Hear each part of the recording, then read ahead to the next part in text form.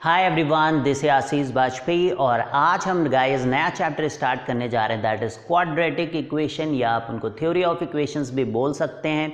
तो यहाँ पर भी जैसे कि आपने देखा पिछला चैप्टर कॉम्प्लेक्स नंबर जिसको हम लोगों ने 5 टॉपिक्स में डिवाइड किया था और हर टॉपिक के आपने जेईई मेंस के करस्पॉन्डिंग इम्पॉर्टेंस देखी गाइस। तो आपने देखा कि 3 टॉपिक बहुत ही इंपॉर्टेंट थे। उसी तरीके से क्वाड्रेटिक में जो बहुत ही सिंपल कॉन्सेप्ट होता है दैट इज़ रूट्स का concept, that is sum of the roots, product of the roots. इसी तरीके से जो छोटे छोटे कॉन्सेप्ट होते हैं जो मेजरली आप क्लास 10th में भी सीख जाते हो गाइस, उन्हीं पे आपको ज़्यादा प्रैक्टिस करने की ज़रूरत होती है। क्योंकि अगर आप 16 पेपर्स जो आए थे जेईई मेंस 2019 में, उसमें से 12 क्वेश्चंस तो केवल इन्हीं छोटे छोटे टॉपिक से ही पूछे गए थे। तो 4 ही क्वेश्चन ऐसे थे जो कि अलग अलग और जो थोड़े से एडवांस कॉन्सेप्ट होते हैं उनसे पूछे गए थे गाइस। तो हम देखेंगे कि 6 क्वेश्चन में हम ब्रेक करेंगे जिससे कि हम इन सारे 12 क्वेश्चंस को जो कि अप्रैल के सेशन में और जैन के सेशन में भी पूछे गए थे और आप इन क्वेश्चंस को कर लेंगे तो आपको ये टॉपिक रिवाइज भी हो जाएगा क्योंकि यहाँ पर ज़्यादा कुछ करने की ज़रूरत नहीं है। तो आपको एक आइडिया लगेगा कि किस तरीके के क्वेश्चंस जेईई मेंस में पूछे जा रहे हैं। अकॉर्डिंगली आप अपनी प्रैक्टिस को उसके हिसाब से रेजोनेट कर सकते हैं। तो देखिए यहाँ पे जो क्वेश्चन नंबर 1 है गाइज, इसमें देखिए रूट्स के ऊपर बहुत ही सिंपल है। If alpha and beta are the roots of the quadratic equation x square plus x sine theta minus 2 sine theta is equal to 0 and theta जो है वो 0 और π/2 के बीच में है, यानी ना तो 0 वैल्यू ले रहा है ना तो π/2। फिर हमें ये जो बड़ा सा एक्सप्रेशन दिया गया है दैट इज अल्फा की पावर 12 प्लस बीटा की पावर 12 अपॉन अल्फा की पावर -12 प्लस बीटा की power -12 into alpha minus beta की पावर 24 इज इक्वल टू 2, है ना। इसकी वैल्यू पूछी गई है तो ये अलग अलग वैल्यूज़ यहाँ पर नज़र आ रही हैं। तो अब एक बात आपको यहाँ पे ध्यान देनी है कि आपको डरना नहीं है क्वेश्चन में, क्योंकि क्वेश्चन बड़ा दिख सकता है। क्वेश्चन जितना बड़ा दिखता है उतने आसानी से वो हो जाता है। आपको कॉन्सेप्ट पे फोकस करना है कि यहाँ पे सम ऑफ द रूट्स और प्रोडक्ट ऑफ द रूट्स का कॉन्सेप्ट लगने वाला है। तो अगर मैं यहाँ से निकालूँ तो अल्फ़ा प्लस बीटा की जो वैल्यू होगी वो होगी माइनस साइन थीटा और अल्फ़ा बीटा की जो वैल्यू होगी दैट इज़ 2 साइन थीटा। तो इस बात का आपको ध्यान रखना है, यानी कि आपको अल्फ़ा प्लस बीटा और अल्फ़ा बीटा के टर्म्स में क्वेश्चन करना होगा। आई थिंक ये बात आपको समझ में आई गई होगी कि अल्फ़ा प्लस बीटा होता है -b/a और जो अल्फ़ा बीटा होता है वो c/a होता है। तो वो कितना हो गया, देखो ये माइनस और अच्छा ये देखो माइनस पे माइनस लगाओ तो -2 साइन थीटा। अब एक चीज़ यहाँ से आप देख सकते हो, एक रिलेशन आपको फटाफट नजर आएगा guys, that is alpha beta is equal to 2 times alpha plus beta. क्या ये बात आपको नजर आ रही गाइस? अल्फा प्लस बीटा आपका माइनस साइन थीटा है, 2 को मैं बाहर करूँ तो 2 टाइम्स माइनस साइन थीटा। तो ये एक अच्छा आपके पास रिलेशन भी आ गया है क्योंकि अल्फ़ा बीटा और अल्फ़ा प्लस बीटा में ही चीज़ें यहाँ पर दिख रही हैं कि होंगे। अब देखो यहाँ पे अल्फ़ा की पावर 12 प्लस बीटा की पावर 12, मैं लिख देता हूँ पूरा एक्सप्रेशन, आई थिंक आराम से आप समझ सकते हो चीज़ों को। अब ये देखो अल्फ़ा की पावर -12 है प्लस बीटा की पावर -12, तो इसको आप ऐसे लिख लोगे, ऐसे लिख लोगे। तो बहुत ही सिंपल स्टेप्स मैं यहाँ पे उठा के कर रहा हूँ जिससे कि आपको बिल्कुल भी टेंशन ना हो इस क्वेश्चन को करने में। अब मैं रब भी करता रहूँगा चीज़ों को, आप लिखते जाना। तो देखो ये एलसीएम लेंगे तो ये अल्फ़ा की पावर 12 प्लस बीटा की पावर 12 ऊपर हो जाएगा और नीचे हो जाएगा अल्फ़ा की पावर 12 और बीटा की पावर 12। अब देखो ये यहाँ से कैंसिल हो जाएगा दोनों और ये पहुँच जाएगा ऊपर। तो मैं इसको क्या ऐसे लिख सकता हूँ, देखो अल्फ़ा की पावर 12 इंटू बीटा की power 12 upon alpha minus beta की पावर 12, 24। अब देखो यहाँ पे 12 है और यहाँ पे 24 है, तो इसको कुछ करना चाहिए अपने को, ठीक है। यहाँ पे लिख देता हूँ मैं। अब देखो इसे आप लिखो alpha beta upon alpha minus beta का स्क्वायर और पूरे की पावर 12 कर देते हैं हम लोग, ठीक है। ऐसा कर देते हैं। क्यों ऐसा कर रहे हैं? क्योंकि फिर हम अल्फ़ा माइनस बीटा को ओपन कर सकते हैं, alpha square plus beta square -2 alpha beta, ऐसे कर सकते हैं। अब अगर आप देखो कि अगर मैं इसे अल्फ़ा प्लस बीटा में करूं तो क्या करना पड़ेगा मुझे, देखो +2 अल्फ़ा बीटा करें तो यहाँ पे -4 अल्फ़ा बीटा हो जाएगा।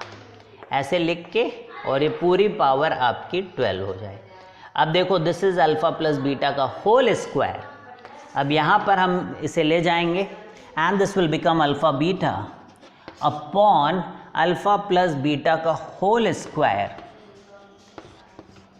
माइनस 4 अल्फा बीटा की पावर 12 हो जाएगा।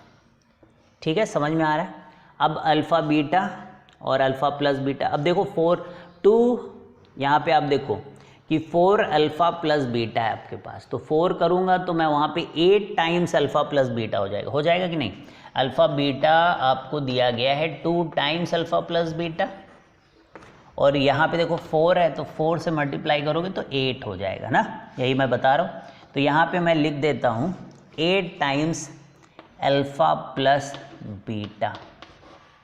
अच्छा, और अल्फ़ा बीटा को यहाँ लिख सकते हैं हम 2 times alpha plus beta, 2 times alpha plus beta और पूरे की पावर 12। अब देखो अल्फ़ा प्लस बीटा को यहाँ से आप कैंसिल कर सकते हो, तो basically you are left with 2 की power 12 upon alpha plus beta minus 8 की पावर 12। अब देख लो आप, alpha plus beta is basically sine theta, तो ये साइन थीटा हो जाएगा। Alpha plus beta is equal to minus sine theta, है ना, माइनस साइन थीटा ही तो है, तो यहाँ पे माइनस साइन थीटा आप लिख दो, माइनस साइन थीटा। ठीक है, तो 2 की power 12 and minus sine theta minus 8 की पावर 12, तो माइनस कॉमन ले लेंगे तो दिस विल बिकम 2 की power 12 upon sine theta plus 8 की पावर 12। ठीक है, तो ये दिख रहा है, तो ए ऑप्शन आपका करेक्ट हो। तो थोड़ा सा जो है मैनिपुलेशन था इसमें कि किस तरीके से, but that will not take much time. यहाँ पर बोर्ड में लिखने में थोड़ा सा टाइम लगता है, अदरवाइज समझाने में थोड़ा सा टाइम लगता है, अदरवाइज आप मुश्किल से 1-1.5 मिनट के अंदर इसको अच्छे से जल्दी आप कर सकते हो। तो चलिए बढ़ते गाइस और देखते कि और किस तरीके के क्वेश्चन पूछे गए थे जेईई मेंस 2019 में। तो चलिए देखते हैं question number 2 guys. And question number 2 को अगर देखें तो यहाँ पे बोल रहे हैं let p, q belongs to r, if 2 - √3 is a root of quadratic equation, then ये आपको बताना है कि यहाँ से कौन सा जो है आपका ऑप्शन करेक्ट है। तो काफ़ी आसान क्वेश्चन है गाइस। देखो जब भी ऐसा रहता है क्वाड्रेटिक इक्वेशन में कि जो आपके कोफिशिएंट है वो रियल नंबर होते हैं, तो जो इस तरीके के इर्रेशनल रूट्स होते हैं गाइस वो पेयर्स में एग्जिस्ट करते हैं। तो इसका क्या मतलब है कि अगर अल्फ़ा आपका रूट 2 - √3 है तो जो बीटा होगा वो 2 + √3 होगा। ठीक है, ये जानना बहुत ज़रूरी है। देखो इसने मतलब ये सिंपल से कॉन्सेप्ट पे क्वेश्चन आ गया है, अप्रैल के पेपर में आया था और ऐसा ही क्वेश्चन जैन में भी आया था। तो फिर आप समझ जाओ कितना आसान होता है जेईई मेंस, क्योंकि आपको पता है कि किस तरीके के क्वेश्चन पूछे जाते हैं। तो अब आप अल्फ़ा प्लस बीटा कर दो तो 4 हो जाएगा and that is equal to -p। तो यानी कि p की वैल्यू यहाँ से आपके -4 आ गई है। अब q भी निकाल सकते हो क्योंकि product of root will be q, तो इन दोनों को मल्टीप्लाई कर दो आप, alpha beta which is 4 - 3 that is 1, तो q की वैल्यू 1 आ गई। अब आप सब ऑप्शंस के अंदर वैल्यू रख दो, p - 4 and q is equal to 1। तो पहले में रख के देखते हैं, q 1 है तो 1, और ये +4 तो ये कभी भी 0 नहीं होगा। p स्क्वायर मतलब 16 और q की वैल्यू 1 है, तो 16 - 16 इज इक्वल टू 0, तो एक ही तो करेक्ट होता है, इसलिए बी ऑप्शन यहाँ पर करेक्ट हो गया। चलिए बढ़ते गाइस अब क्वेश्चन नंबर 3 की तरफ। तो जेईई मेंस 2019 के एक पेपर में ये क्वेश्चन भी आया था guys, that is if m is chosen in the quadratic equation such that the sum of its roots is greatest, then the absolute difference of the cube of its roots is, यानी कि हमें alpha cube minus beta cube का absolute difference निकालना है, मतलब कि negative भी आए तो उसको पॉजिटिव ही आपको ले लेना है। ठीक है, अब इसको निकालने का मतलब है कि हमें निकालना है alpha minus beta into alpha square plus beta square plus alpha beta, है ना, फॉर्मूला जानते ही हो आप। तो अब इस अल्फ़ा माइनस बीटा को हम लिख सकते हैं अल्फ़ा प्लस बीटा का होल स्क्वायर -4 अल्फ़ा बीटा लिख सकते हो कि नहीं? और इसको हम लोग क्या लिख सकते हैं बताओ? अगर इसको हम लिख सकते हैं अल्फ़ा प्लस बीटा का whole square two alpha beta minus alpha beta, यानी कि सम ऑफ द रूट्स और प्रोडक्ट ऑफ रूट्स अगर रख दें तो ये चीज़ निकाल सकते हैं। ठीक है, जो निकाल सकते हैं अब उसमें हमने देखा कि ओके हमें सम ऑफ द रूट्स चाहिए और अल्फ़ा बीटा। अब सबसे इम्पॉर्टेंट बात है कि बोल क्या रहे हैं, इसको समझना। बोल रहे हैं कि sum of its roots is greatest. Actually में सम ऑफ रूट्स है क्या इसका? s is 3/m² plus 1।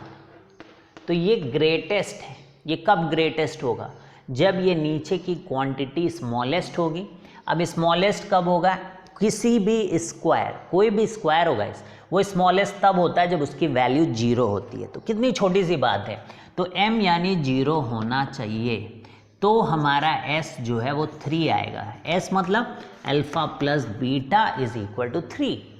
अब प्रोडक्ट ऑफ रूट्स कितना है? देखो product of roots that is alpha beta, this is m² plus 1 का whole square upon m² plus 1 which is m² plus 1। अब ग्रेटेस्ट वो है तो m 0 निकला, तो ये केवल 1 है। तो यानी कि अल्फ़ा बीटा की वैल्यू 1 है और अल्फ़ा प्लस बीटा की वैल्यू 3 है, तो यानी कि 9 - 4 √5। ठीक है, और अल्फ़ा प्लस बीटा का होल स्क्वायर मतलब कि 9 और अल्फ़ा बीटा की वैल्यू 1 तो 8। तो दिस इज़ अल्फ़ा बीटा की वैल्यू 1, दिस इज़ 8√5। ये कितना है?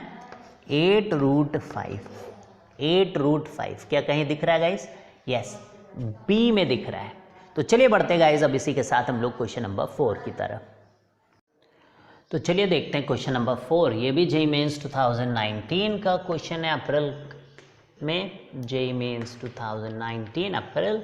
अब देखो यहाँ पे दिया गया है कि if alpha and beta are roots of x² minus 2x plus 2 is equal to 0 then the least value of n for which alpha by beta की power n is equal to 1। ठीक है, तो क्या हो, इसमें से एक 5 है ये वाला। ठीक है, अब देखो यहाँ पे अल्फा बाई बीटा की power n is equal to 1। तो देखो एक साफ साफ इसमें आपको कुछ नज़र आ रहा होगा कि this is x² minus 2x plus 1 is equal to 0, ऐसा लिखा हुआ है, विच इज x माइनस 1 का whole square is equal to -1।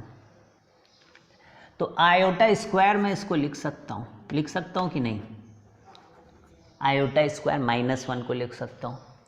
तो x minus 1 is equal two plus minus iota, तो जो रूट आ रहा है वो 1 प्लस माइनस आयोटा आ रहा है, यानी कि alpha is 1 plus iota and beta is 1 minus iota.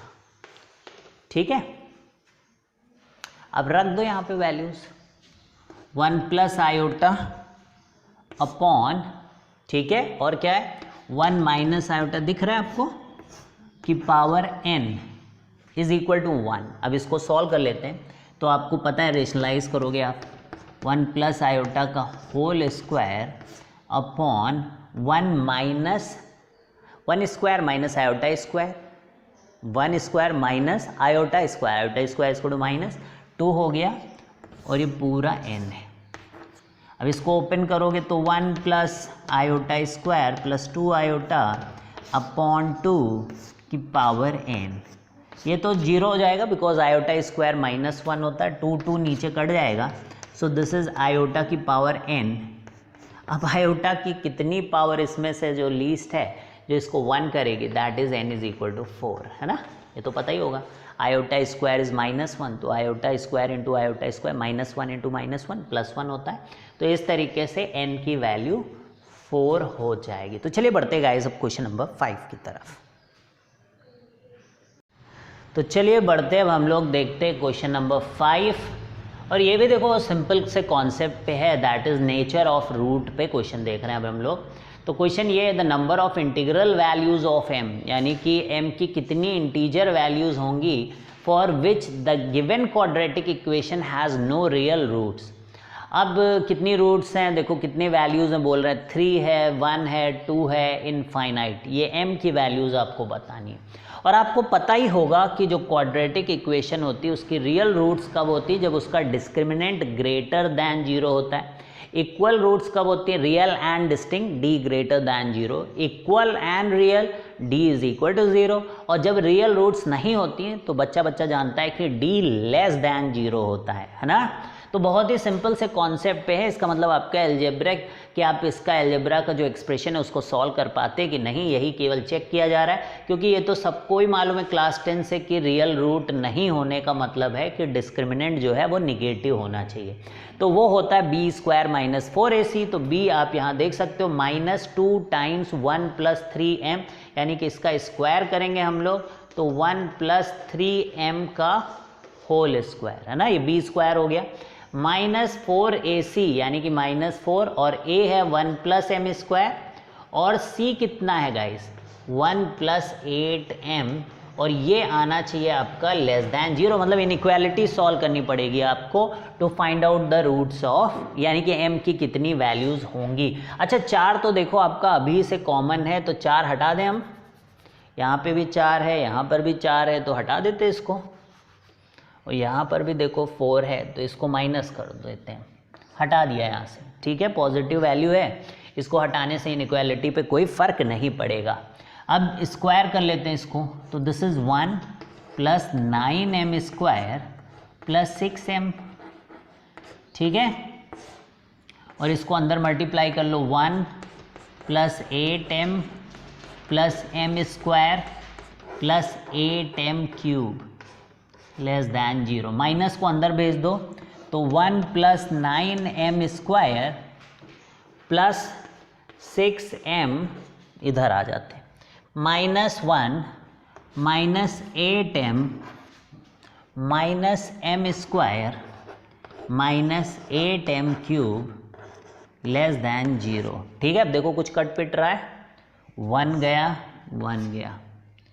अब देखो आप 9m² में से 1m² गया तो कितना बचा 8m², 9m² में से 1m², 6m में से तो -2m और -8m³ है ना, अकेला ही है m³ तो लेस दैन 0, बड़ा ही सिंपल हो गया भाई।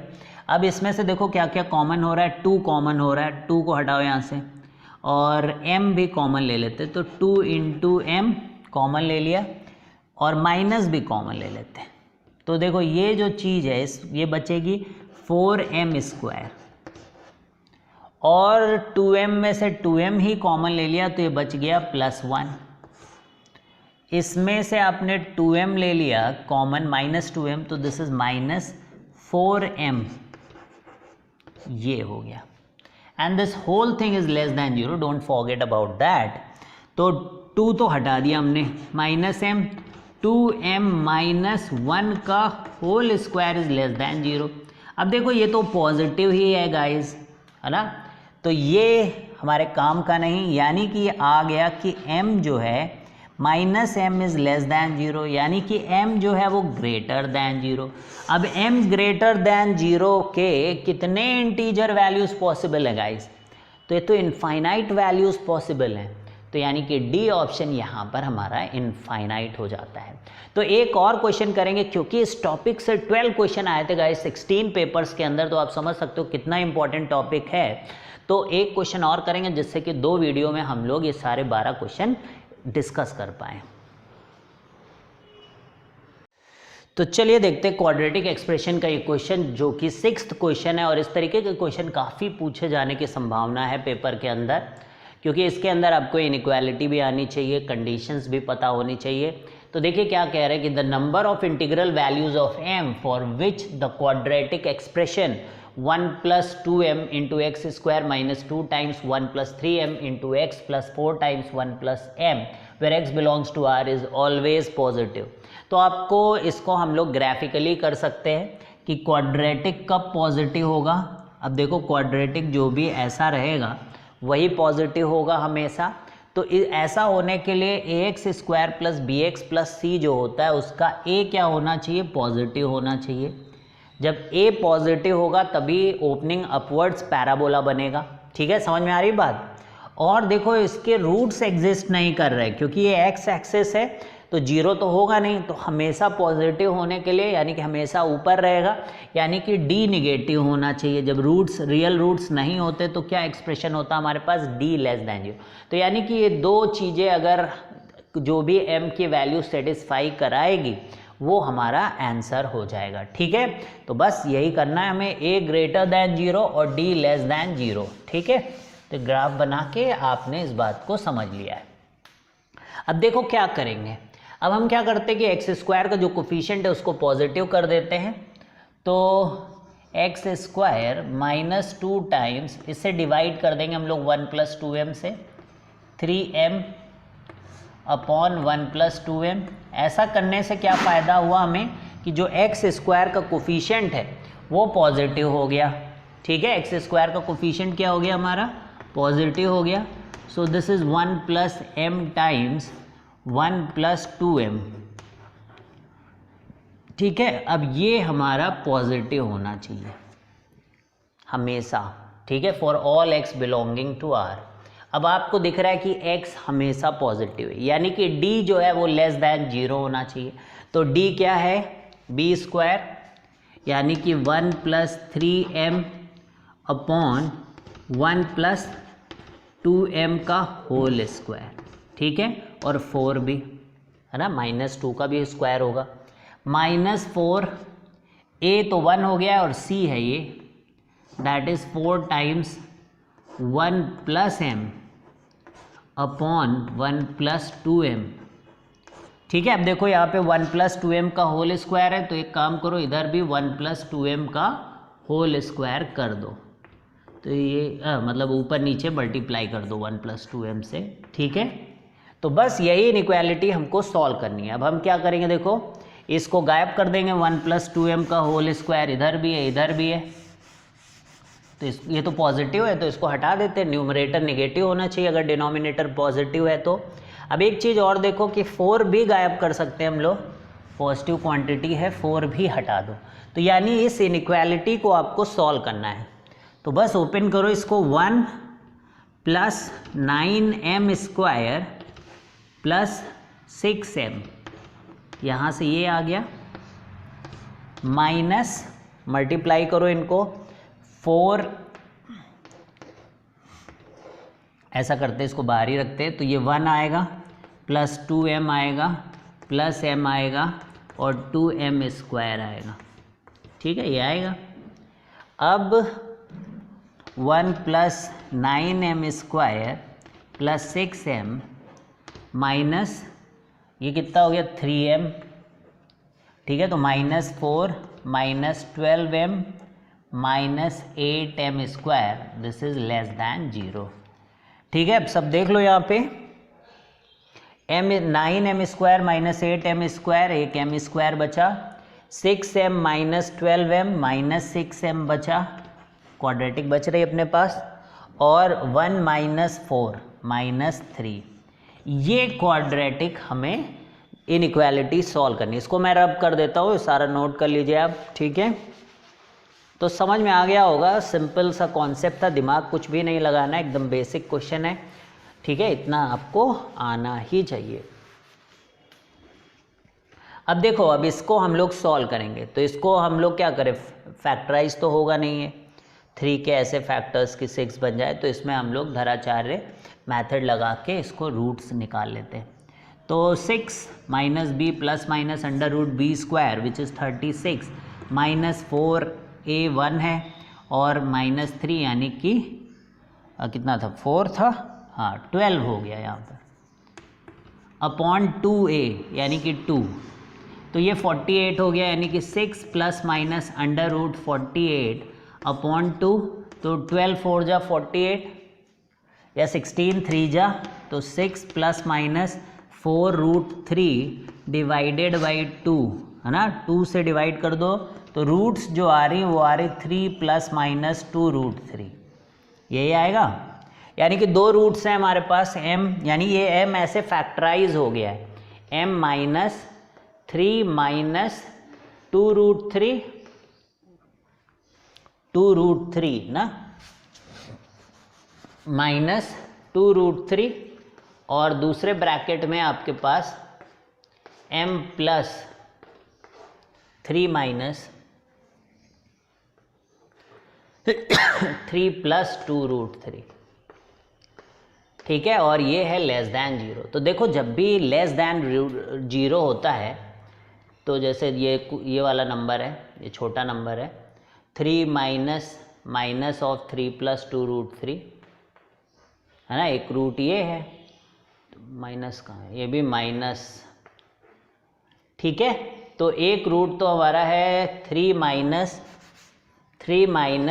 2√3 और एक रूट है 3 प्लस 2√3।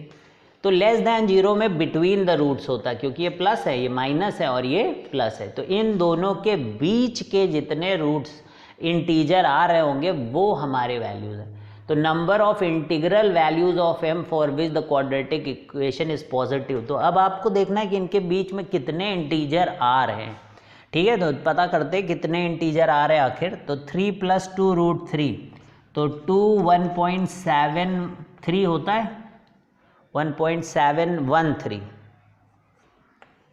तो कितना हो गया ये 3.4 यानी कि 6.4। तो पॉजिटिव की तरफ से 6.4 और निगेटिव की तरफ देख लेते कितना होगा, तो 3 माइनस 3.4, तो यानी कि -0.4।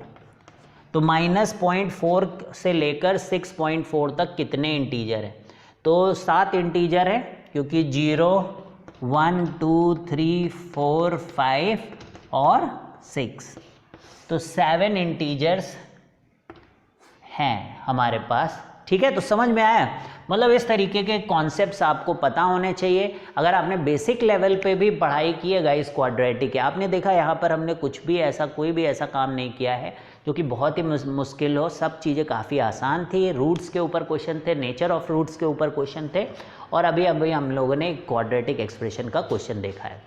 तो ठीक है, इसी तरीके से इन वीडियोस को फॉलो करते रहो, इस तरीके से आपका पूरा कोर्स रिवाइज हो जाएगा गाइस, और आपको ये भी आइडिया लगेगा कि कौन से टॉपिक्स ऐसे हैं जिनमें हम बिल्कुल भी जो है उनको छोड़ नहीं सकते, क्योंकि उनसे ज़्यादा क्वेश्चन पूछे जा रहे हैं। तो thank you guys, bye bye, all the best.